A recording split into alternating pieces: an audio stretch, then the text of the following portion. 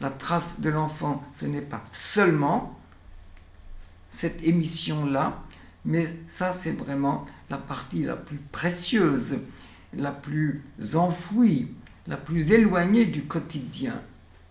Et c'est une occasion irremplaçable, absolument unique, que je propose à chaque personne d'aller jusqu'à cette mémoire, jusqu'à ces traces qui sont dans la mémoire organique. Je suis très content de constater qu'aujourd'hui et depuis très peu de temps, les neurosciences révèlent l'existence d'une mémoire cellulaire. Moi, j'avais appelé ça mémoire organique et aujourd'hui, on révèle qu'il existe donc une mémoire cellulaire.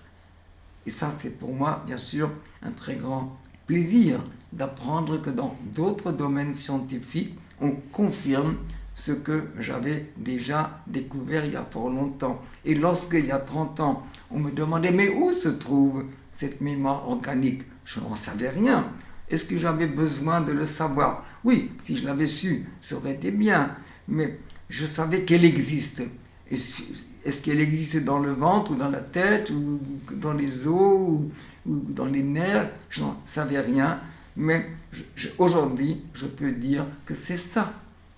Et ce que j'ajoute à cette connaissance, qui est maintenant devenue quelque chose de plus généralisé, c'est que non seulement je sais qu'il y a une mémorisation, mais il y a aussi un moyen d'expression pour ce qui a été mémorisé et qui échappe à tout raisonnement. Je vais plus loin. Je dis que nous avons une souvenance. Et j'interroge à peu près toutes les personnes que je rencontre et je leur dis « Quel est votre plus ancien souvenir ?» Et on me répond ordinairement « Oh, quelque chose que j'ai vécu quand j'avais 4 ans, 3 ans, disent certains, 2 ans même. Moi-même, j'ai des souvenirs qui remontent à ma 2e année. Mais au-delà, personne ne m'a raconté des souvenirs qui vont au-delà de la 2e année.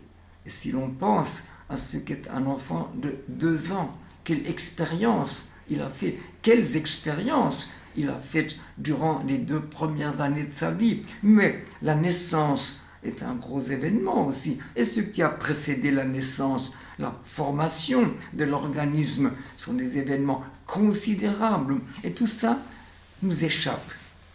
Nous n'avons pas accès à ce qui précède ces 2 premières années.